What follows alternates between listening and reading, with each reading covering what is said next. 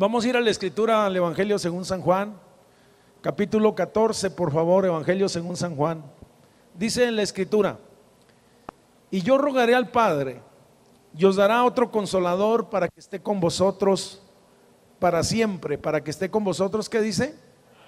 Para siempre. El Espíritu de verdad, el cual el mundo no puede recibir. El Espíritu de verdad, el cual el mundo no puede recibir, porque no le ve ni le conoce. Pero vosotros le conocéis, porque mora con vosotros, mora en nosotros y está en vosotros. Mora en nosotros y está con nosotros. Mora en nosotros y está con nosotros. Ahora vamos a otra cita, por favor. Vamos a ir al Efesios capítulo 4, versículo 30, por favor. Habla nuevamente acerca del Espíritu Santo, pero en otra línea. Acá decía que iba a estar con nosotros todos los días, para siempre, que está en nosotros y está con nosotros. Y en este versículo hay una palabra de alerta y dice: y no contristéis el Espíritu Santo de Dios, con el cual fuisteis, ¿qué dice? Para el día de la redención. Quisiera repetirlo, dice: y no contristes al Espíritu Santo de Dios, con el cual fuiste sellados para el día de la redención. Por lo tanto, en una nos alienta y en otra nos advierte. Padre, gracias por tu palabra, que es viva y es eficaz, y yo pido que en esta hora tu palabra, Señor, encuentre cabida en nuestros corazones. Señor, toma control total, absoluto, Señor, en esta hora. Reprendemos todo lo que es contrario y declaramos tu nombre, tu señorío sobre nuestras vidas. Que nuestros oídos puedan estar atentos, Señor, en Cristo Jesús, Señor nuestro. Yo le invitaría a hacer algo más. ¿Por qué no apaga su celular? Creo que 45 minutos no sucede nada. Póngalo ahí, deje que Dios le hable ahora. Deje un poco las cosas de afuera y tome su lugar, por favor. Quisiera, cuando se toca el tema del Espíritu Santo, es un tema muy extenso, es un tema tan amplio que podemos hablar de los atributos, de los dones, de los propósitos del Espíritu Santo en la vida de Cristo, del Espíritu Santo en la vida del creyente o de la iglesia, del Espíritu Santo en la escatología, del Espíritu Santo, y hay un sinfín de temas. Quisiera simplemente traer una semblanza acerca del Espíritu, y que no debe de ser contristado, sino debe de ser abrazado. En la Escritura el Espíritu Santo recibe varios nombres: Espíritu de adopción, bíblicamente es llamado también Espíritu de vida, Espíritu de conocimiento y de temor de Jehová, Espíritu consolador, el Espíritu de consejo y el Espíritu de poder. Y en uno de los pasajes también se le dice la promesa del Padre. Por lo tanto, hay una amplitud impresionante, pero también hay muchas interrogantes en la iglesia en relación al Espíritu Santo. Hay muchas personas que tienen conceptos equivocados. ¿Quién es? Y quisiera comenzar diciendo que es una persona. No es es una de las tres personas de la Trinidad. No es un pariente lejano de la Trinidad, no. Algunos tienen el concepto de que es algo y no es algo. El Espíritu Santo es alguien, es una persona que siente, que determina, que habla, que se puede resistir, que se puede contristar, oye, que tiene voluntad, si se pudiera decir de esta manera. Pero decía que hay muchas personas que tienen conceptos equivocados en relación al Espíritu Santo, y algunos piensan que es una fuerza religiosa, una corriente donde se juntan a una serie de pentecostales, hermanos cristianos, y que invocan su nombre y que representa y que se hace presente en medio de ellos. Algo hay de eso, pero es mucho más que una corriente religiosa. Él es el Señor de la iglesia. Otros creen que el Espíritu Santo es una fuerza activa, así lo dicen los testigos de Jehová, que estuvo operando en la antigüedad y que ahora está inoperante. Por lo tanto, ya no hay milagros ni nada de las cosas sobrenaturales. Pero el Espíritu de gracia estuvo con nuestros primeros padres en la fe, pero también está con nosotros hoy. Yo lo puedo sentir en esta tarde y puedo decir, Él está aquí en esta tarde. Algunos creen que es algo mágico con fórmulas que funciona, y algunos hasta son muy místicos en relación al Espíritu Santo. El Espíritu Santo es Dios, no es un Dios de tercera, es uno con el Padre y uno con el Hijo. Piensa, guía, es creador, alienta.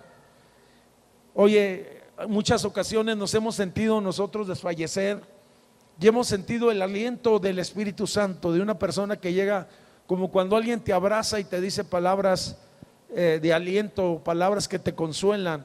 El Espíritu Santo usa la palabra, usa un cántico, usa, no sé, muchas cosas a través de las cuales puede confortarte. Es un tema extenso y por lo tanto el Espíritu Santo fue quien nos convenció a nosotros de pecado, de justicia y de juicio.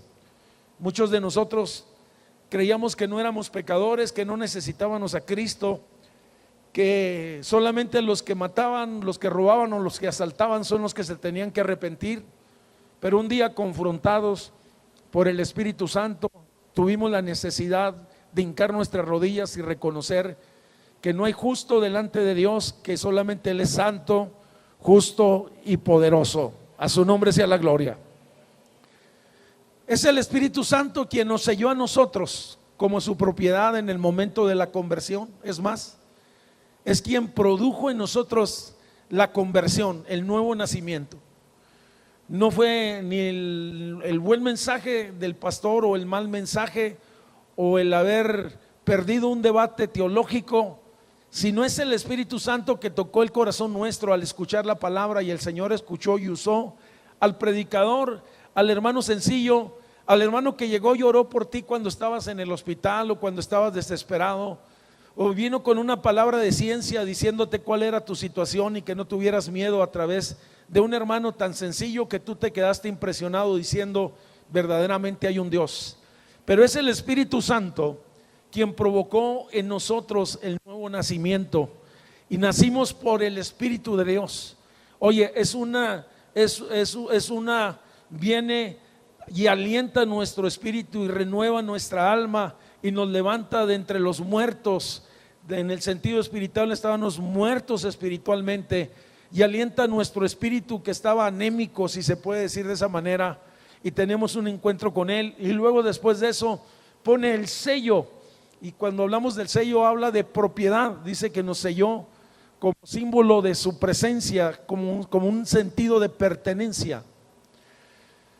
Hace muchos años atrás, cuando solamente tenía 17 años, 18 años, cuando tenía 18 años, llegó en mis manos una Biblia, y fue el Espíritu Santo quien abrió mis ojos y abrió mi entendimiento, y de pronto la palabra tuvo vida. La palabra tuvo vida, la palabra fue viva, y sentí que Dios me estaba hablando a través de la palabra, y sentí que Dios me hablaba tan directamente como decía, tienes que dejar de hacer lo que andaba haciendo. ¿Qué andaba haciendo? Lo que hace todo joven que no conoce al Señor.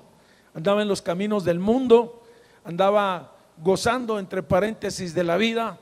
Oye, pero llegó la palabra, y la palabra empezó a transformarme, y fue el Espíritu Santo. Y fue el mismo Espíritu Santo que cuando empecé a leer el Evangelio o los Evangelios, tuve un encuentro y tuve la revelación de la cruz, y vi a Cristo crucificado. No entendía nada, ahora yo lo sé. Ahora sé que es la revelación de la cruz. Vi a Cristo que estaba sufriendo, vi que estaba derramando su sangre, y en mi interior había una voz que me decía, lo hizo por ti. Es el Espíritu Santo quien nos convence de pecado, de justicia y de juicio, precisamente de que estamos mal y que necesitamos volvernos a Él con todo nuestro corazón. En ese momento yo rendí mi vida, le dije, Señor, aquí está mi vida. Es impresionante. Oye, pero también es el Espíritu Santo el que capacita y el que da dones a los hombres. Primera de Corintios capítulo 12 dice: el que da dones y regalos, lenguas, interpretación de lenguas, donde menciona acerca de los dones del Espíritu, una lista de 9 dones que aparecen registrados: profecía. Oye, y pudiéramos mencionar algunas otras, pero es a través del Espíritu Santo que la iglesia es capacitada y bendecida, a través de los dones del Espíritu Santo. Normalmente los dones del Espíritu Santo llegan, oye, después de que hemos sido bautizados en el Espíritu. Y cuando estoy diciendo bautizados, que hemos sido sumergidos en el Espíritu, que hemos sido metidos, dice Juan decía: Él los bautizará en Espíritu Santo y fuego. Juan bautizaba con agua, pero el Espíritu Santo, Cristo dice, os bautizará en Espíritu Santo y fuego. Y es precisamente en alguna reunión especial como esta, en algún lugar donde abrimos nuestro corazón, donde estábamos expectantes a recibir algo de Él. Es precisamente en una reunión de esas. Oye, o también ha habido personas que sin tener el conocimiento pleno, certero de la palabra acerca de cómo se recibe, de que para quién es, oye, lo han recibido como un regalo, porque eso es precisamente, es un regalo. Diga conmigo: es un regalo. Yo tenía unos días leyendo la palabra y el Espíritu Santo trajo una convicción impresionante en mi vida, impresionante. Oye, de tal manera que la primera vez que fui a la iglesia, me topé que era una iglesia pentecostal y los carismas, los dones del Espíritu fluían, gente hablando lenguas, adorando a Dios, y hay veces profetizando. Y yo decía: ¿qué es esto? No lo entendía. Recuerdo que delante de mí se sentó un hermano y ahí estuvo él, ese hombre volteaba y me veía y se soltaba hablando lenguas, y yo decía: no le entiendo nada, no está hablando inglés, no está hablando español, ¿qué hablará? Pero cuando ese hombre hablaba en esas lenguas, me cimbraba de los pies a la cabeza, y yo decía: ¿dónde me vine a meter? Y estaba sentado en la parte de atrás. Oye, pasó la palabra, pero empezaron a surgir muchas inquietudes, y recuerdo que cuando salí de ese lugar iba con algunas interrogantes, y el hermano que me había llevado me prestó un libro acerca de los dones y me prestó un libro acerca del Espíritu Santo, y empecé a leerlo. Oye, hay un libro que marcó mi vida: Dios quiere sanarte y revolucionarte. Es un libro de testimonios donde se narran los testimonios de milagros de la evangelista Kathryn Kuhlman en el 1950 y tantos por allá. Oye, y ese libro daba explicaciones por qué en ocasiones las personas se caen, el por qué reciben sanidad, y simple y sencillamente ella decía: es el Espíritu Santo en medio de las reuniones. Por lo tanto, las dudas que tenía se disiparon. Empecé a leer la Biblia con más diligencia, empecé a meterme en la palabra.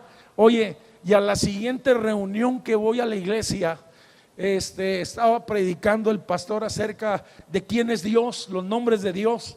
Y cuando de pronto el pastor dejó el púlpito, yo recuerdo, o dejó de hablar y se quedó serio, y él empezó a hablar otras lenguas, y vi que la gente empezó también a hablar otras lenguas, empezaron a glorificar a Dios. Y yo me recuerdo que ya dije: la loquera de mi vecino se le pegó a todos.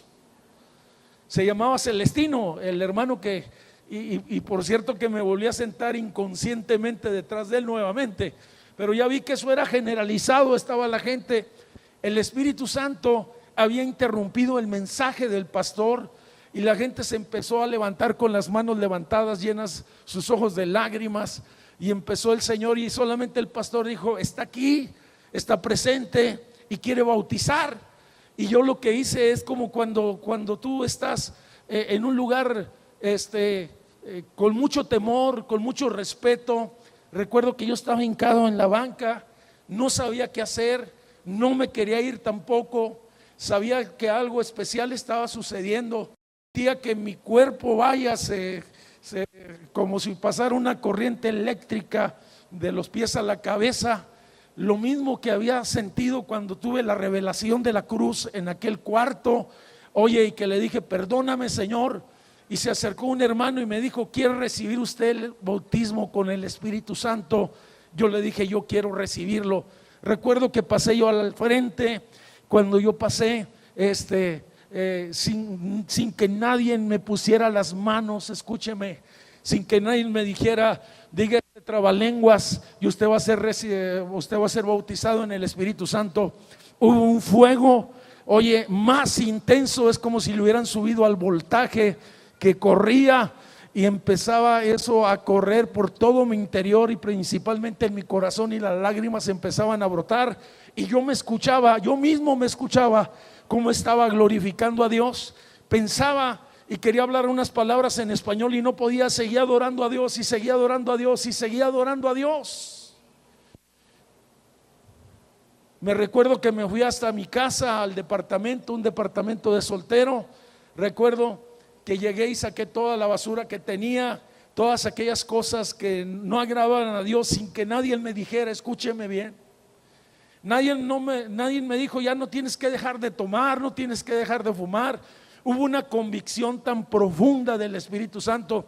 Nadie me dijo: ya no tienes que ver pornografía. Simplemente saqué toda la basura que estaba en un cuarto de un departamento, en un departamento de jóvenes, imagínense un poco nada más. Oye, saqué toda esa basura y es el Espíritu Santo. Yo recuerdo que le dije en mi pensamiento, porque ni siquiera podía hablar, yo le dije: Señor, si esto es tuyo, si no estoy siendo engañado, yo quiero que esto se siga en mi vida y yo quiero más de ti. Y fue una noche impresionante con el Espíritu Santo. Ríos y ríos y ríos y ríos de agua viva. Lloraba, reía, oye, me acostaba, seguía adorando a Dios. No me podía, era tanto el gozo que no me podía quedar parado, no me podía dormir. Era algo inexplicable. Amaneció y amanecí yo tan fortalecido, y al otro día me fui a trabajar como si hubiera dormido toda la noche. Sé que aquí hay personas que han tenido experiencias similares a la mía, y algunas hasta más dramáticas y algunas hasta más poderosas. Sé que hay personas que han durado días, no un día. Y yo recuerdo que yo anhelaba, yo anhelaba que se acabara la hora del trabajo. Fíjese, que se acabara, que acabar yo mi rutina de trabajo para irme a mi cuarto a orar, porque yo sentía que estaba en mi cuarto, pero también descubrí que estaba conmigo.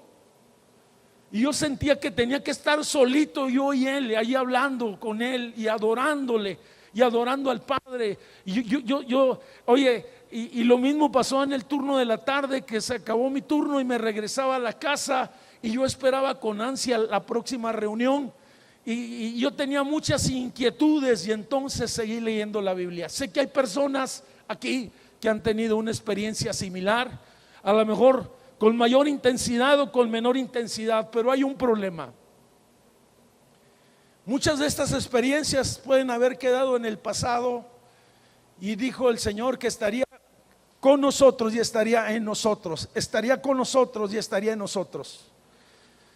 Pero hace una recomendación en el libro de los Efesios, capítulo 4, versículo 30, donde habla acerca de que no contristemos el Espíritu Santo. Quisiera comentarte que el Espíritu Santo puede ser contristado, alejado de nuestra vida, que el Espíritu Santo puede ser resistido con las acciones equivocadas que nosotros tenemos.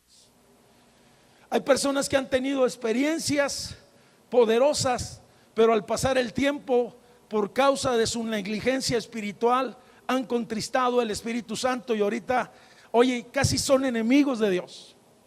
Dudan de esa experiencia primaria, o dudan de la salvación, o dudan del amor de Dios, o dudan de la gracia de Dios. Te puedo decir entonces, oye, a la luz de la Biblia, te voy a mencionar 3 ejemplos. Por ejemplo, una generación completa contristó al Espíritu Santo. La generación antidiluviana, que tenía el testimonio de Dios entre ellos y que se llamaban los hijos de Dios. Y es una generación que fue dado al pecado. Esta generación comprometieron el testimonio y el linaje de tal manera que empezaron a corromperse. Y dice que que vio Dios que la tierra estaba llena de violencia, y esa generación contristó al Espíritu Santo y tuvo un mal final. Diga, un mal final. También hubo una nación como nación, oye, que contristó al Espíritu Santo, y me refiero a la nación de Israel. Dios los había sacado con mano poderosa de la tierra de Egipto. Dios los llevaba a la tierra prometida, pero Israel estaba lleno de dudas, lleno de temores, lleno de idolatría. Conocían a Dios, conocían su favor, pero todavía seguían dudando del favor y del amor de Dios. Y tú lo ves en los primeros libros de la Biblia, donde se narra la historia de ellos y la condición espiritual de ellos, tan cerrada, oye, tan dada hacia lo malo, que de tal manera dice que contristaron el Espíritu Santo. Y dice, esta generación no entrará a la tierra prometida. Y toda esa generación, oye, toda esa generación vivió 40 años en el desierto, aunque gozando del favor de Dios, pero no disfrutando de la promesa que vendría. Contristaron, afrentaron, dice así textualmente la Biblia, mi espíritu. Por lo tanto, dice, no entrarán en mi reposo. Así es lo que dice la Escritura. Por lo tanto, una generación, una nación, pero también una persona encuentro en la Escritura que contristó el Espíritu Santo. Tal vez es uno de los casos más claros que aparecen en la Escritura, y me refiero al caso de Sansón. Sansón, su mamá no podía tener hijos, era estéril. Dice que entonces apareció un ángel y le dio una promesa. La mamá se quedó sorprendida, se lo platica al papá. Dice, ¿cómo será esto?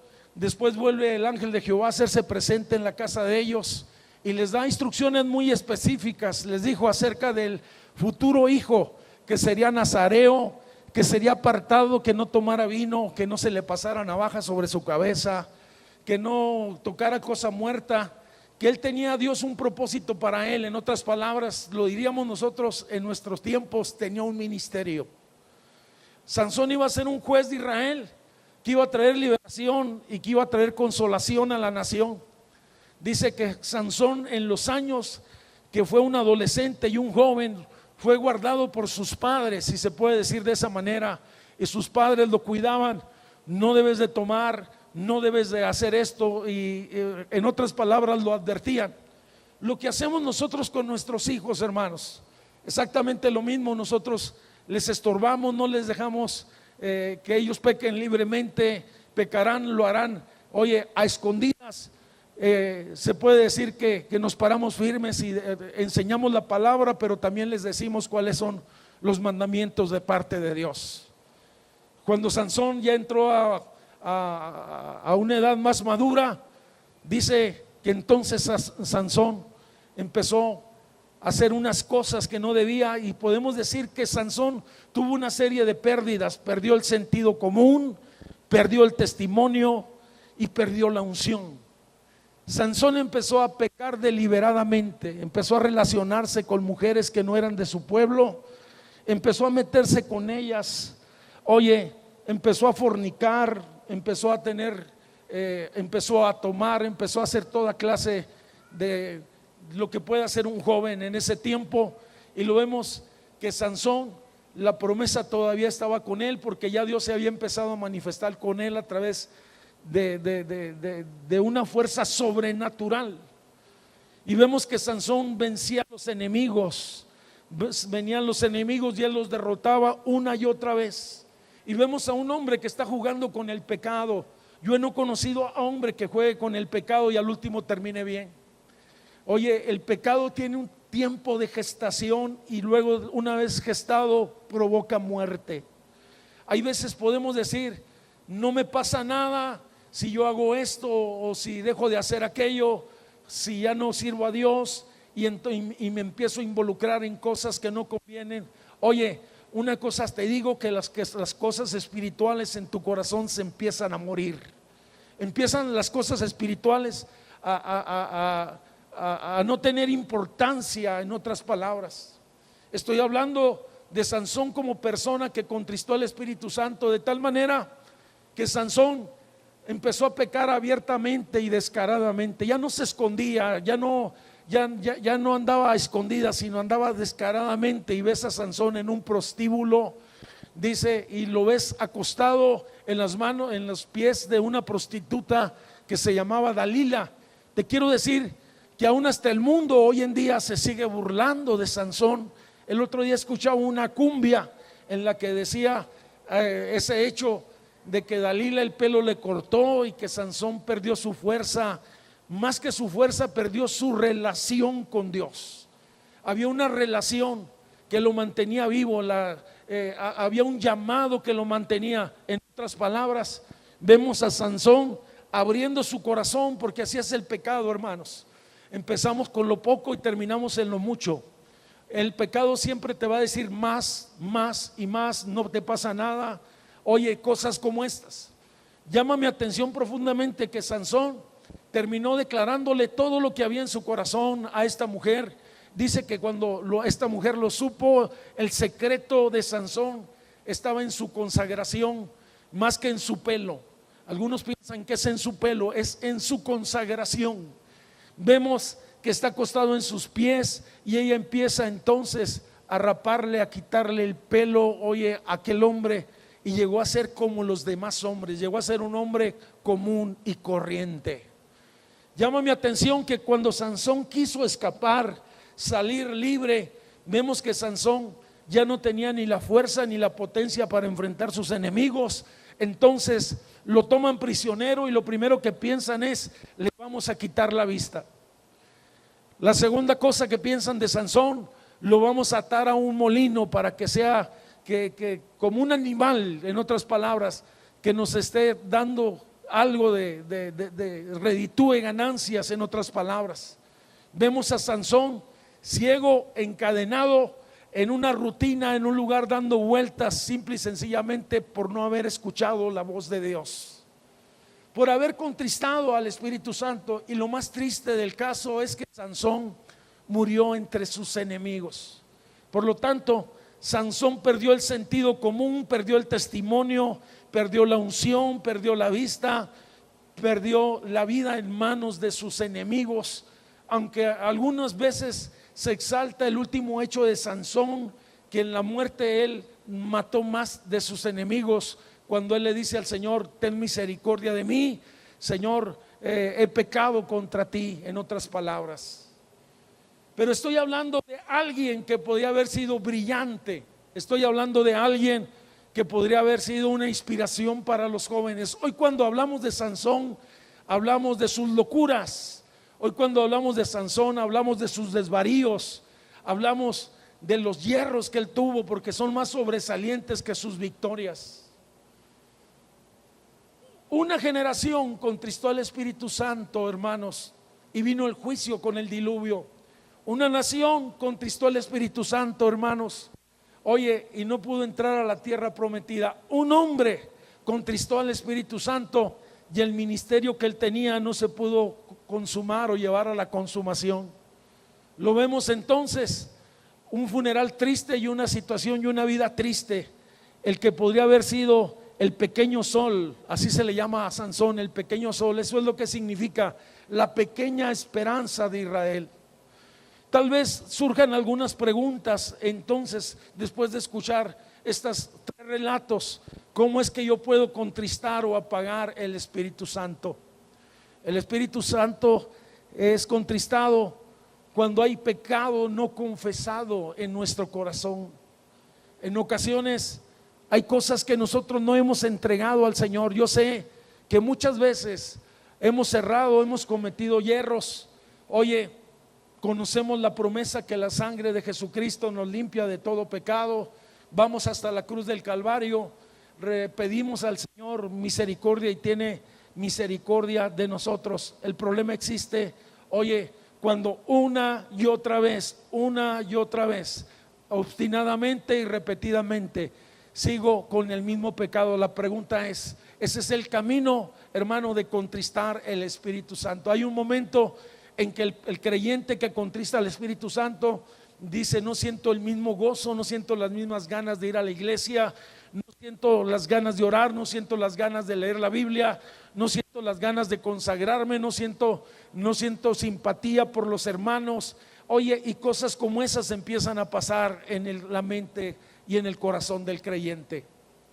Hay una lucha y que el pecado ha ido generando en el corazón del creyente y ha tenido una ventaja, y se puede decir, se está concibiendo la muerte en su corazón. Segunda cosa que contrista al Espíritu Santo, la falta de honra a Dios. Lo contrista no solo a su persona, sino su presencia y todo lo que representa su casa, su palabra, sus siervos, sus pueblos o los siervos de Dios. Podemos decir que cuando nosotros dejamos de honrar la casa de Dios, cuando dejamos de honrar a los líderes de Dios, a los siervos de Dios, vamos en el camino también de deshonrar a Dios. Segunda cosa, oye, que hace que se contriste el Espíritu Santo, cuando no damos la honra de vida, cuando no nos conducimos en los caminos de Dios y entre los hermanos en la forma adecuada, que lo hacemos descuidadamente, que somos torpes al hablar, que somos muy fáciles para criticar, para estar murmurando y haciendo cosas como estas. Llega el momento en que el Espíritu Santo se contrista en tu vida. Tercera cosa o tercera causa, cuando se abusa del don que se ha recibido. Muchos de nosotros hemos recibido dones de sanidad, de liberación, de profecía, de lenguas, de interpretación de lenguas. Y cuando no entendemos que los dones no son para nosotros, sino son para ser ministrados a otros, que no son para provecho personal, ni mucho menos para sacar ganancias deshonestas con esto, sino simple y sencillamente somos instrumentos a través de los cuales, hermanos, podemos honrar y glorificar a Dios. Usted puede decir, habrá personas que deshonran a Dios de esa manera. Sí las hay. Y si tan solo vaya a la Escritura, se encontrará usted con un profeta muy conocido, un profeta Balaam. Dice que era profeta, pero que corrompía el don que tenía. Era un vidente. Oye, y es un hombre que se dio y se prestó para corromper el don de Dios. Ve en el Nuevo Testamento, se encontrará con un hombre llamado Simón que decía, dame de ese poder que tú tienes, Pedro, para el que yo le ponga las manos, reciba sanidad, reciba el Espíritu Santo, y pensando él en tener muchas ganancias deshonestas. A eso actualmente, hacer lucro con las cosas de Dios, hay un término que él aquilató y que se le llama simonía. Oye, tercera cosa, cuando se abusa del don de Dios, cuando no le damos la gloria a él, ¿sí? Y que tenemos otros pensamientos. Cuando existe también, cuarta cosa, causa, cuando existe un espíritu de orgullo en nosotros, eso contrista al Espíritu Santo. Muchas veces somos orgullosos espiritualmente, de naturaleza. Nuestra carne no se ha sometido al señorío de Cristo por lo que soy, por lo importante, por lo bonita que estoy, o cosas como estas, por lo que he alcanzado. Otros se jactan de lo que han alcanzado. Pero hay uno que es más terrible todavía, es el orgullo espiritual, por lo que hago, oye, por lo que alcanzo a hacer, por lo que he logrado. Oye, con estas cosas se han apagado muchos avivamientos, muchos despertares espirituales. No han llegado mucho más tiempo y ni han tenido más alcance, porque los que están envueltos de pronto se creen que son importantes y no le dan la gloria a Dios. Si Dios hace algo, si Dios sana, si Dios liberta, si Dios bautiza con el Espíritu Santo, a Él sea la gloria solamente. Dije, a Él sea la gloria.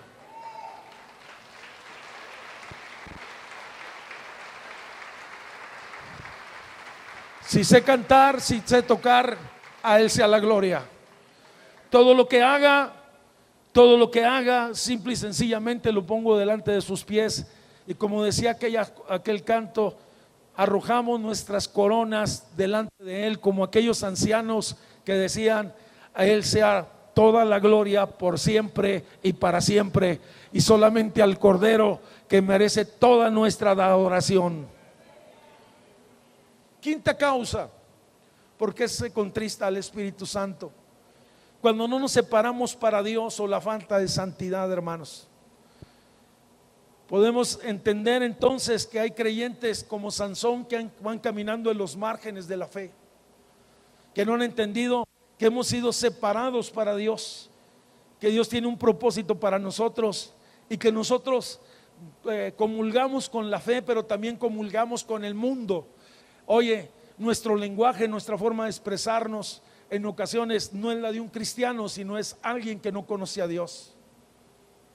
Podemos decir que nuestra falta de consagración también provoca, hermanos, que sea una causa con la cual nosotros contristemos a Dios. Nuestro testimonio, nuestros negocios dudosos, nuestra conducta moral al conducirnos, nuestra forma de caminar en el trabajo, nuestra forma de caminar en la iglesia, en la escuela. Oye, simple y sencillamente eso habla de quiénes somos realmente. El deseo de Dios, quisiera retomar esto, el deseo de Dios es que Él estuviera en nosotros y estuviera con nosotros. Se lo voy a repetir. El deseo primario de Dios que aparece en Juan 14, 16 y 17 es, y el plan original es, que estuviera en nosotros y estuviera con nosotros, en y con, y que pudiéramos nosotros caminar en esa relación personal con Él. No se trata de una religiosidad, sino se trata de una vivencia, y podemos decir entonces, oye, que el Espíritu Santo es una persona con la cual podemos relacionarnos, y el Espíritu Santo es una gracia que se nos ha sido dada a los creyentes. Quisiera terminar esta reflexión, que cómo es posible, después de haber recibido tantas promesas y bendiciones, seamos nosotros precipitados al caos espiritual. Después de estar en los lugares celestiales, descendamos hasta el estercolero, hasta lo más bajo en el sentido espiritual. Pero no quisiera yo terminar de esta manera, sino terminar diciéndoles, el Espíritu Santo está aquí, y quisiera hablarles cómo podemos incrementar nosotros nuestra relación con Él, cómo podemos caminar con Él. Y solamente voy a decir un par de cosas, y voy a invitar a Alonso que pase, por favor. Puede ir pasando el grupo, por favor.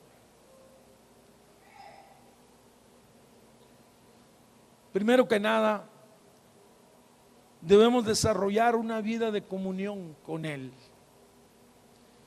Cuando se tiene comunión con Él a través de la oración, a través del ayuno, a través de la palabra, empiezas a conocerlo y empiezas a conocer su voluntad.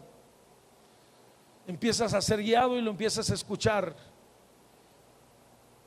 El otro día me decía muy sorprendido un hermano, no sé si está por aquí, me decía sorprendido, hermano, estaba orando, dijo, oí una voz acá adentro de mí, dijo, que me decía qué debía de hacer ante estos problemas.